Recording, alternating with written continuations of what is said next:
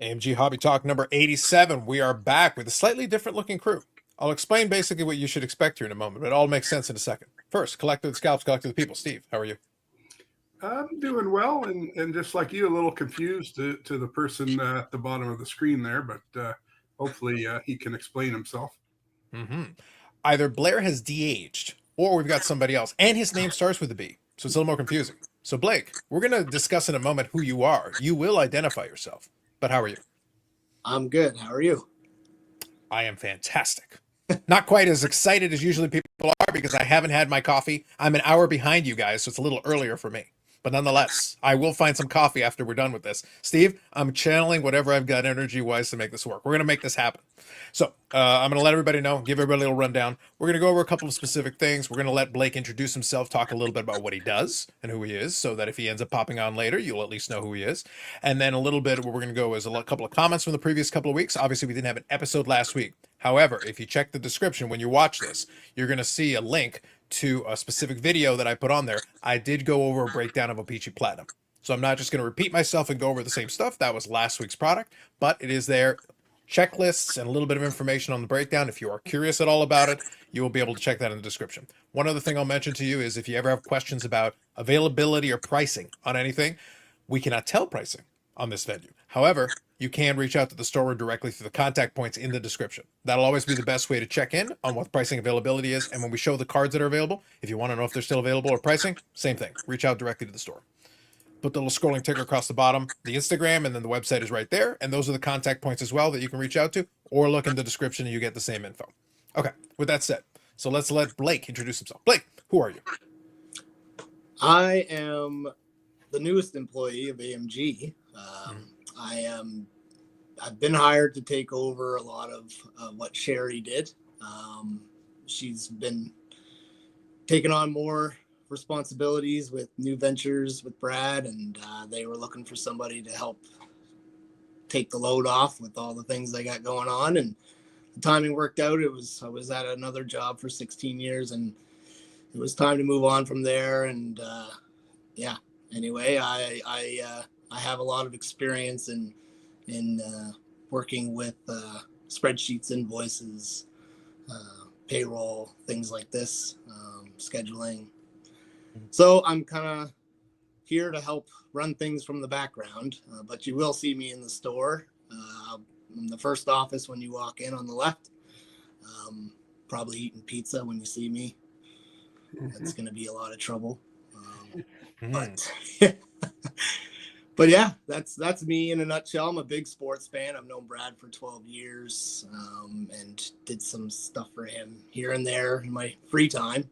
And then now working for him full time. So it's kind of nice. I've known Steve and Blair for a long time as well. Been to the expos with them.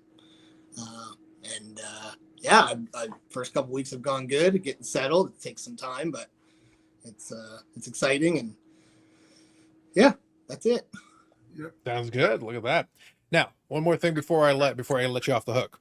Now, obviously, we talked about that. So for now, Blake will be the man behind the curtain, except when you see him eating pizza. Per his own words. But now here's my question. We'll talk about this as well as we get into it because our little discussion at the end will play into that as well. Collecting side.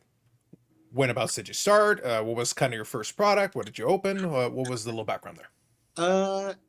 Well, I first started collecting when I was a kid. I didn't have a lot, but I used to try to get cards when I could. And I had a few friends that had their dads were collectors. And so around the ages of 10 and 11, I actually had gone to a couple card shows. And I took a liking to Mike Badano first. But about a year later, I realized Yager. You got to pander to the host, Steve. Always pander to the host. I realized Yager was better, so I settle down. You were doing so well. I might have to hit mute button. Works here. Yeah. Go ahead. Continue. But yeah, anyway, Yager's my guy, so I collected him for years, and then once I went to college and stuff, it just kind of dried up. I stopped watching. Penguins were terrible when he got traded. I kind of stopped watching for a while, and then they drafted Crosby. So then I got kind of back into it. A couple of years after that, I got not even Crosby. Oddly enough, I went after a Malkin young gun, And I got one I bought one blaster box online. I thought it was a hobby box. I thought I was getting the sweetest deal ever, $30. No, it was a blaster. Opened it up, Malkin. So I was hooked. And it still worked out. Yeah. Yeah. So I got back into it then with young guns. But yeah, no, I mean, and then I started collecting Yager like really aggressively and unnecessarily, and then kind of cleaned it all up last few years. But maybe I get back into it now that I'm in the shop all the time. It's going to be pretty hard not to get back into the, building a PC again, because I do still have a few, but it's yeah. Yeah, I will anyway, say that's it. That's my guy. You can see I met him with Brad when we went to the expo in 2021, I think it was, and he was there. And Brad hooked me up with a sweet signing package. So I brought it all home, got it framed, and that's one of my favorite things I own. So it's up here in the store now. There you go. And I will say too, just like Blake touched on, really good guy, good sense of humor. We have good banter back and forth. Great addition to the team, and definitely on the business side and just streamlining things. That's kind of why we brought him in. I think I missed the class when they taught computers and spreadsheets and this and that. So Blair's already just the couple of weeks he's been here with a click of the button has sped things up for us. So yeah, really glad to have him on, and he does know the hobby. So definitely going to be very important to us, and I like making fun of him on a daily basis. So it helps my day run smoother. But no, we're excited to have him, and we're just in the process of ordering either size petite or small t-shirts to fit him. So I was gonna say that was the nicest thing Steve has said in 3 weeks, and then he just he calls me Blair.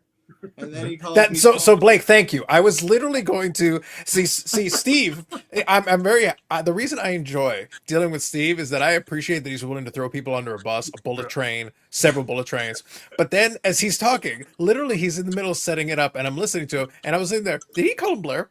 And go, So Steve, I don't want you to feel bad, but like that piece is going to get replayed right after. It's like literally, it's like yes. Yeah. And he was in the back. We have some shelves with T-shirts in it. And bless his heart, he was trying to find one to fit him. And when I walked in, he just could not reach that shelf. So we're going to have to do some redesigning of the to the store to make it accessible to little people. I looked around for a step stool, and the boys here don't need them, so I'm gonna have to bring my own step stool, I guess. Yeah. First complaint to the HR department: we need step stools.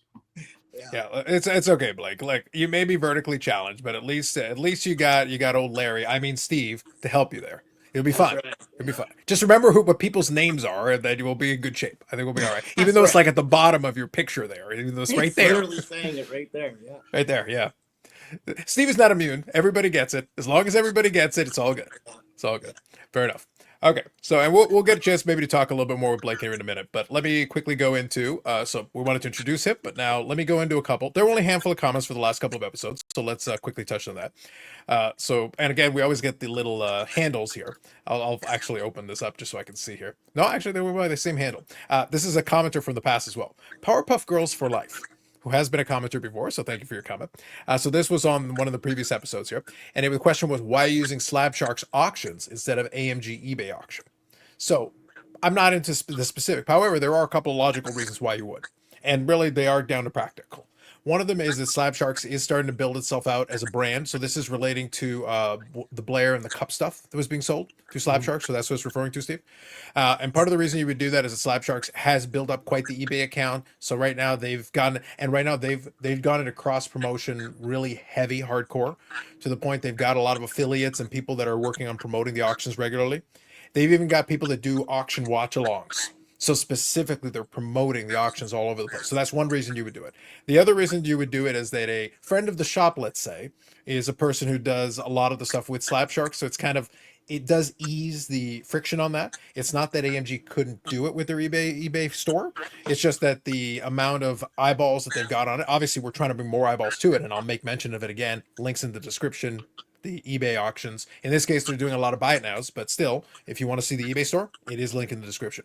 But regardless, the Slab Sharks folks have built a brand in terms of doing that. Weekly auctions is their thing right now, and they're pretty good about building it up to, and they've built up quite a reputation for it. That's a lot of the reason for it. Plus, there is a friendly association with someone who can get the cards into the Slab Sharks auction. Is there anything else you want to add there, Steve? And at times too, just where there's so much larger, they can get better rates as far as eBay fees and stuff like that. So that's another reason. And then another viable reason is just the time it takes. We used to do 50 auctions a week, sometimes 100. It would take, because we just don't have the staffing that they would have. It might take 2 days to do package up our eBay listings. So we just didn't have the manpower. So we still do the buy it now auctions, which we can control the selling place a little bit easier. And, maybe only have to package up, 10 to 20 items a week. But when we were doing, 100 a week, it was very time consuming, and it took us away from the day-to-day running of the shop. Now that Blake's on board, we might get back to, doing the weekly auctions as well. But right now we're ironing out all the details, and we like where we are right now. Yep, I think it's fair. That's since the question was brought up, we always want to be very clear. Where we can, we'll always answer as clearly as possible. So that's the reason for it. There are a few logistical reasons and also a few practical reasons. And as I said, there are, friendly faces that are involved with Slab Sharks who were able to help with the process, making that as streamlined, as easy as possible. So that was kind of the reasons why it was done, just to allow them to have their best chance. By the way, Steve, we can always wait for Blair, but did they do well enough to offset some of it? Still owe you some money? How'd it go? Actually, it could have been a lot worse. Okay. It could have been a lot better. But at the end of the day, they all pretty much, it was worth a shot. What they had to pay out was basically like they each individually bought, 1 tin of the cup and didn't get anything out of it. But at least it was only, 1 tin per person and not 3 or 4 tins. So they all kind of shrugged it off. Like I said, it's just like they each bought a tin and didn't get anything. So if you could do the math on that, you can kind of figure out, how much each individual owed. And it was split. Some thought it would go much better, and some figured that's where it would end up at. But I just enjoyed the whole thing because I didn't have a dog in the fight. Yeah, exactly. Steve enjoys his Schadenfreude. Yes. He enjoys a little bit of the suffering of others, and especially when he can help with it. That's always a good thing. So a couple of more comments here. So Rob gave a couple of comments here. First one was great to see you guys doing the thing. Always appreciate that. It is hot for the Maritimes. We were obviously doing a little weather talk during that episode. Where is Marchand going to sign? So obviously this is a little late. Steve, good news. If you predict it right now, you got it. Steve, this is you. Go. Where's Marchand signing? Oh, so close. So close. A little warmer. A little closer. A little more south. So yeah, obviously Marchand did end up re-signing with Florida. Much to the chagrin of a buddy of mine that is a big Boston Bruins fan, who I mock without mercy. And it was wonderful. And we may have done an entire segment on my personal podcast where we again ridiculed him for not getting him to resign. He goes, he could have, but then he remembered fans like you, and he's like, no, I'm staying in Florida. So that's where we ended up sticking around. So thank you, Rob. Appreciate your comment. Again, got to it a little bit late, but here we are. Next episode, we did get back to it. And by the way, if anybody does leave any comments here, comments or questions or suggestions, we do generally address them in the following episode. We missed a week. That's why you didn't get it last week, but we are still addressing it now. Second question from Rob, also in the episode. Maybe all the rookies in the Cup Ultimate products. The cards are very beautiful. Brad is due for a big card. So that was related to the episode where we talked about, obviously, the break and when they were trying to pull off with it. So that was a previous episode. So yeah, Brad and Cherry have pulled a couple of nice cards. They have had a couple of breaks where they pulled a big one. The Austin Matthews Shield card stands out as a recent one. But obviously, with those big products, it is feast or famine. It is a risk. Because if everybody pulled amazing cards that more than cover the price of a box, then those box prices would go up even more. as high as they are, and they are generally very expensive, they would be even more so if suddenly you were guaranteed your money back. That's the reason why the whole concept is like, if you're not, you can't be guaranteed your money back, because if you were, then the box prices would be even higher to compensate for that. And then again, you would not be guaranteed your money back.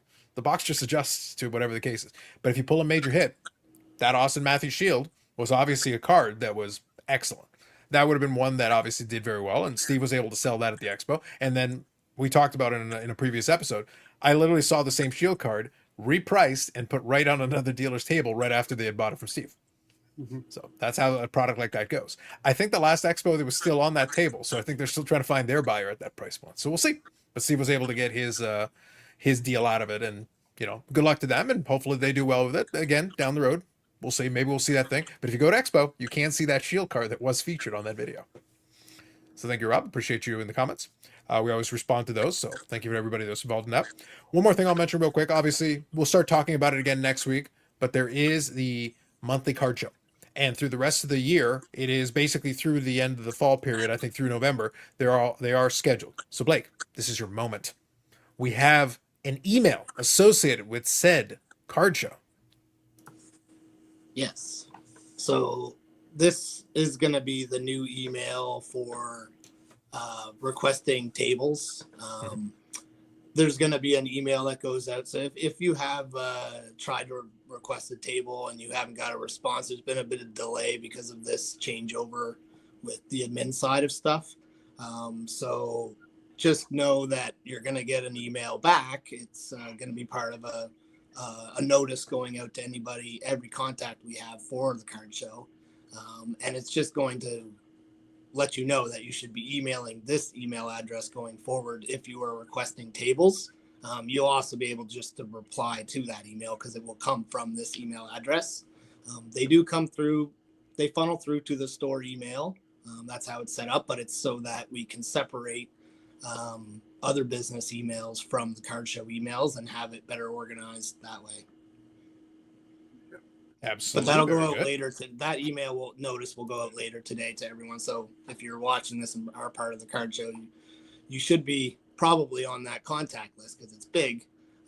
But if you don't get an email today, you can just email that email address to get put in a request for tables, and I'll be replying back to them one by one to let you know if you can have the tables. But at this point, it's first come, first serve, as it has been. And I think there was 140 tables up for grabs, and we'll see how it goes. There are some that are staples, if you will, but there's still plenty to be booked in. So send through your request, and we'll get back to you.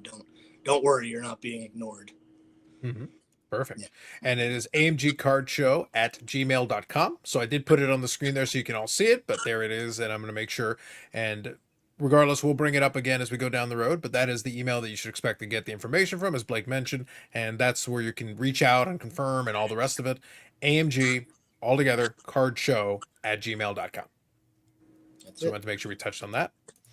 Now, one more thing I'll mention here, and then we'll get into a little discussion. Obviously, last week the product was OPG Platinum, as we talked about, so there is still availability. Again, availability and pricing. Reach out to the store. Steve will be more than happy to root you on as you open your boxes, so feel free to go and reach out for that. One more thing I'll mention real quick here. We talked about, obviously, the eBay store. We mentioned already the Slab Sharks thing was a specific situation because they wanted to get those in auction and take their chances.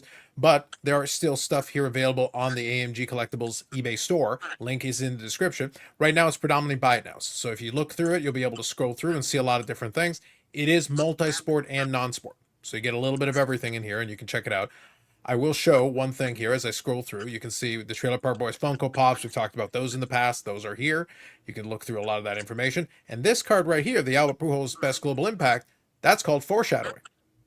That may come up again shortly. But I'm just letting you know, if there's anything that you're curious about, that is available here. And if you have questions, you can always reach out to the store and get a little bit of information. And links is in the description to this, so you can check it out for yourself and see what may be of interest to you. You can see Gordie Howe here for 66 stops. There's a lot of different stuff in here. It's not just one thing. It's a whole bunch of different things depending on what needs to be listed. Any note that we want to make here, Steve, before I click off this one? Yeah, and just a lot of these too, like they're buy it nows, but there's also, the make an offer option. So don't hesitate to make an offer if we have wiggle room on some of these items, we'll definitely move on them. So don't hesitate to throw a reasonable offer our way. Perfect. I like it. Good stuff. And like I mentioned, we will talk more about the card show in the next couple of weeks. We'll give you reminders. We'll give you dates again. It's always the trade night on the Friday and the card show on the Saturday. And I think for the remaining calendar, for the most part, it is on the last Friday and last Saturday. And again, we'll go over the entire list. We'll go over the dates. We'll give you all the reminders ahead of time. Right now, we're still at the beginning of July, so we'll get there. So we'll make that happen. Okay. So real quick. So now, like I said, this week, very light on brand new products. But again, you can reach out to the store if you have any questions about the stuff that was already released, and we'll always give you the reminders, and we'll be back on the normal cycle next week. They give us a little bit of a breather because we've been kind of going week, product after product, so it is nice to have a break to be able to kind of appreciate what's already been put out there. So let's kind of finish off with this. We were talking about this. It's a little bit of a fun intellectual exercise. We talk about with a lot of these products, especially when they come out with new rookie classes. Obviously, a lot of these products are driven by the rookies. You know, it's Bedard before and now CBrini. Again, foreshadowing. We will get into that in a moment. But one thing we can talk about is that there are a lot of these products that are very pushed based on whoever the rookie class is. And one of those we were talking about before we hit record was, you know, where I cut my teeth first year that I was collecting was 90-91. So for hockey in particular. And obviously OPG Premier is one of the famous sets of the hobby with a ton. If you go look at the rookie class, it is absurd. And there's even rookies outside of it that ended up in the Hall of Fame. Lindros and Martin Brodeur are not in that set, but are still part of the 90-91 rookie class. You can still get 90-91 rookies for them, predominantly for score for both guys. But if you go look at the rookie class itself, you got my guy Modano, you got Yager, as Blake already kind of mentioned and touched on. Behind him, he's got it over his shoulder. So you got Yager, but you also got Fedorov, Curtis Joseph, Owen Nolan, Peter Nedved. Like there's so many good players that made it into that, and we can keep going. So the point is, it's this deep roster of rookies for that year that obviously were very popular. And one of the things we were joking about was that could you imagine with the current cycle and how like an OPG Platinum or the Cup, but even OPG Platinum, something like that. Now imagine you take that with a 90-91 rookie class, and suddenly it's like, or you know, Upper Deck Flagship Series 1 and 2. You'd have enough players that you've got a stack that you could put on Series 1 and Series 2, and neither series would be light. I think those would fly off the shelf, Steve. Yeah, there literally wouldn't be a bad rookie card. Like you touched on 7 or 8 guys, but there's like random guys like Peter Bond or Kevin Stevens. You know, you mentioned McGillney. You mentioned McGillney. Recchi, all these guys that just had great careers. There wouldn't be a bad rookie card. It would be insane, actually.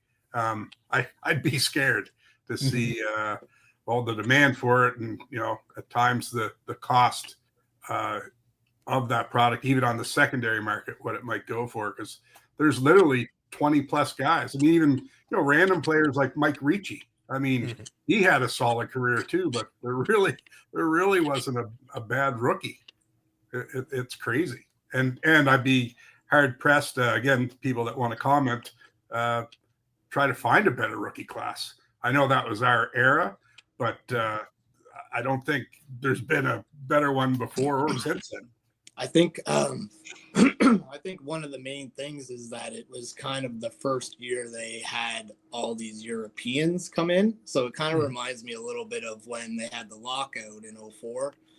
And you had all of a sudden Ovechkin and Crosby in the same rookie year, along with Perry and Getzlaf, you know.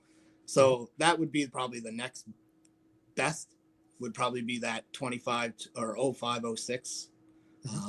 But I mean, I think that's what happens. Like you have these big events happen outside of the collecting, you know, that cause an influx of players to come in all at once, you know, into the collecting. So that's kind of my take on it. Like, seems to me that was the first year you saw a lot of Europeans in that set too, right? So before that, they were sprinkled in. They were getting sprinkled into the league, but that was the first 90-91 is when you really saw them all. And of course, like Bure is another one I had mentioned there that wasn't even in that premiere set. You know, Bure, like it was so good even without the Bure, Brodeur, and Lindros, right? Like it was a wild year. There's no way there's another year that's like that, you know. Yeah. It was when the world entered, right? Yeah. But there was a lot of North Americans too, so it was yes. it was for just sure. for whatever reason an amazing draft. It was, yeah. And that's kind of the key thing with like I said, it's a fun exercise. But the key takeaway on that is that obviously that's a unique situation. As Blake mentioned, 0506 was a unique situation that allowed it. It actually helped it. It gave it a double cohort of rookies. And that's kind of what allowed it to happen. But yeah, like I said, just put it in perspective. It's kind of a fun thing to think about. But again, it's probably for the best. Personally, I appreciated it. It's the same way that, like I said, in my Medano collecting, I appreciated that when we had Metal Universe, they didn't have PMGs in that first year. Otherwise, I'd have, a green Medano PMG to chase. Like, no, thank you. I'm good. I'm good. There's enough. There's enough without that involved in there. But again, it's one of those quirks of that time period. But it was interesting. And the other thing is that when it came to that rookie class, it's not like the wave hit all at once. What I mean by that is you had obviously the rookies that were popular right out of the gate, but then a couple of those other players we talked about had their moment in the next couple of years after that. Ty Domi. Yeah. Tied up. There you go. But as some of those other rookies had their moment, that a couple of years later, maybe they became winners, or they suddenly found themselves and suddenly had their. So literally, you had the first wave that were the popular ones, like the Lindros really came out of the blocks hot, but then these other guys would hit. Yager won a Stanley Cup within his first year or two. Like he was right there, 2 Stanley Cups with Mario. So then obviously he shoots up. And then Medano wins a Stanley Cup by the end of the 90s. So these guys eventually all get their turn. I think we forgot Roenick. I think Roenick was in that one too. Rob Blake, another solid player. It was insane how many great players were in that.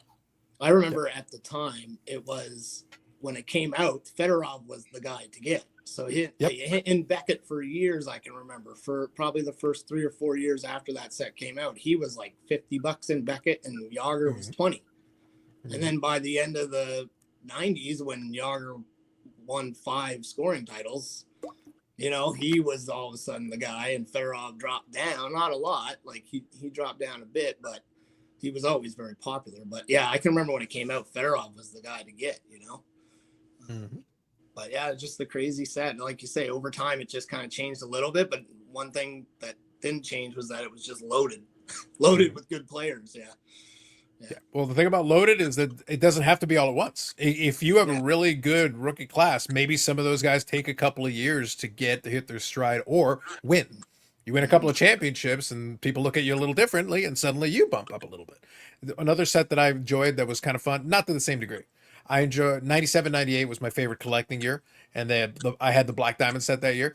And a bunch of those rookies in there had a moment. It was kind of interesting because you had Sedin twin cards in there. There was a Luongo card in there. There was Alex Tanguay.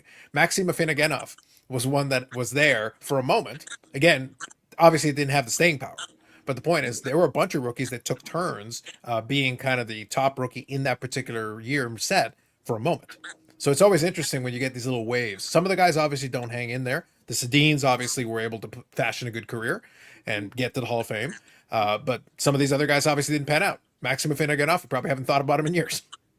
But he was there for a moment in that set. He was one of the top rookies in that set for a moment. Yeah, the Sedin twins, they ended up having a great career.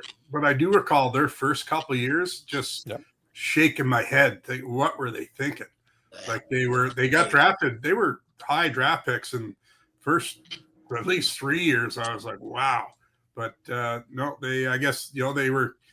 That's an example of you got to give guys time to develop and grow into their bodies and stuff like that. But yeah, they ended up having great careers. But their first couple of years, I was like, wow, they are in trouble. In a way, that's good though, because if you are someone who has a little bit of faith and confidence and you see something, sometimes if somebody takes a little time to develop or to adjust their game, it allows you a window. That's why I say, like, in the long run, who were the players? Luongo ended up having a good career, obviously. Didn't win a Stanley Cup, but he ended up having himself a pretty good career.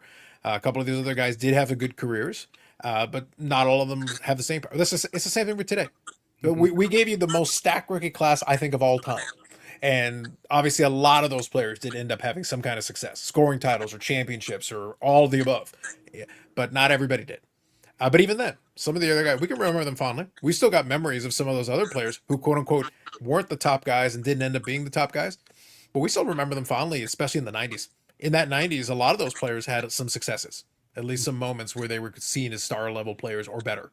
So, and a bunch of those guys did make the Hall of Fame. So it's not like nobody. No, a bunch of those players did make the Hall of Fame. They actually got there. Absolutely. Yep. So I'll tell you what, Steve. I'm looking at the clock. We're almost at time. We obviously have some really good stuff that we can share with you guys, but I also don't want to run you guys past the opening of the store because I'm afraid you guys have to get back to work. We got about 5 minutes. Parker's here, so he can open the door. So if you got 5, then I'll go through these kind of quick. Obviously, we'll share them, but if you got any questions or anything, you're welcome to ask.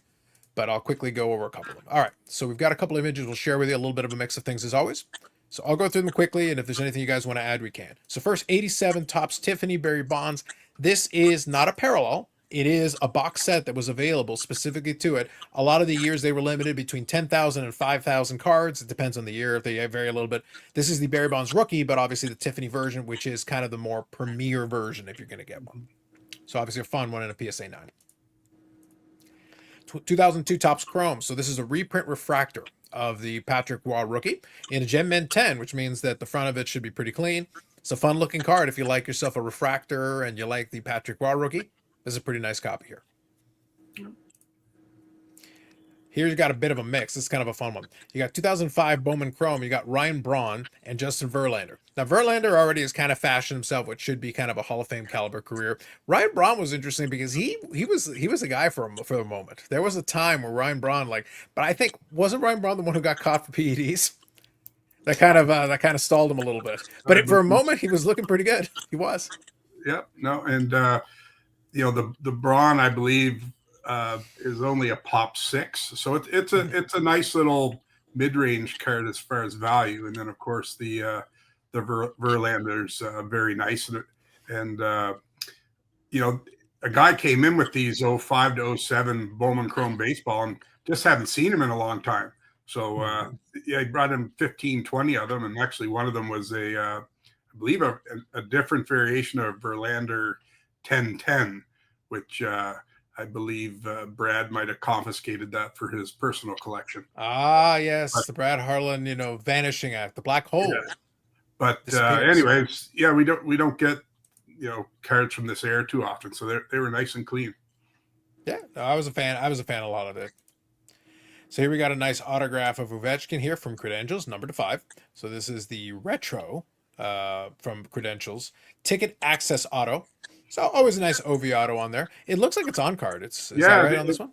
That's what I was surprised. It's actually on card. I didn't expect. That's nice. Yeah, I figured it was sticker on Credentials, but out of 5, it was nice. I like that.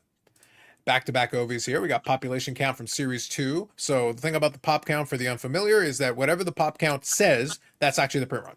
So population count 10, that means there are 10 copies of this one. There is a 1 of 1 available to it, a couple of different variants, and out of 500 and out of 1,000. But if you're trying to put something together, or if you just want a nice OV out of 10, and that's kind of an acetate card as well. So obviously around the yellow and everything, that is actually kind of a see-through card. It is an acetate.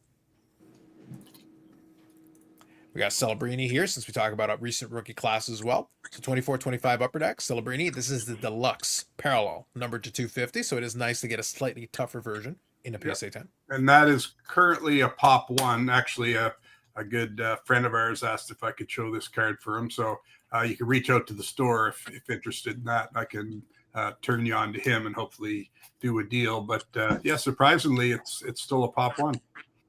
Very nice. I like that.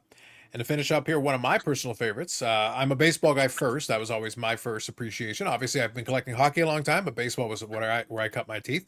So I'm actually familiar with this insert set because I have a Soto of one of the variants here. So this is a Global Impact insert, and this is the autograph, numbered to 25. So this is one of the variants here for Albert Pujols. So this is kind of the cracked ice design one. I think it's the Atomic Refractor, if memory serves me, number to 25, which is a tougher one. On-card auto as well, which is always nice. And with Pujols, 2 things I appreciate about this. Number 1, they have him featured in a Cardinals uniform. This is obviously late career. This might have been his last season where this image comes from, because I don't think this was in his prime. But he did have a late surge in his career that got him over 700 home runs. And that was actually kind of fun watching that, because it looked like his career was over, and then he was able to find something right at the tail end with the Dodgers, and then had a last great season with St. Louis, especially at his age, because again, the joke is always, how old was he actually when he was in his prime? but Pujols was probably one of the most impressive hitters that I've had the enjoyment of watching in my time. And he may be the last 700 home run guy for a long time because there's not a lot of guys that are anywhere close. So right there, that's the tippy top of being an elite power hitter who could also hit for average in his heyday.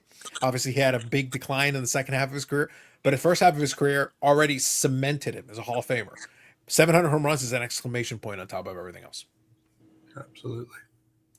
It's a good stuff. I like that. See, Blake, when I have something and I get a little excited about it, it's a fun card from an era I like. I'll give you a little more depth. It's not good enough just to say it's an out of 25 auto, Blake. We got to do better. Well, Pujols was unreal. So that's in his peak, he was one of the scariest hitters out there. He was feared, and I still remember. I think it was 2005. Houston Astros reliever, I think. I forget who it was specifically, but it might have been Brad Lidge. But regardless, it was a Houston Astros pitcher, threw a ball, and Pujols hit it, and it might still be in orbit.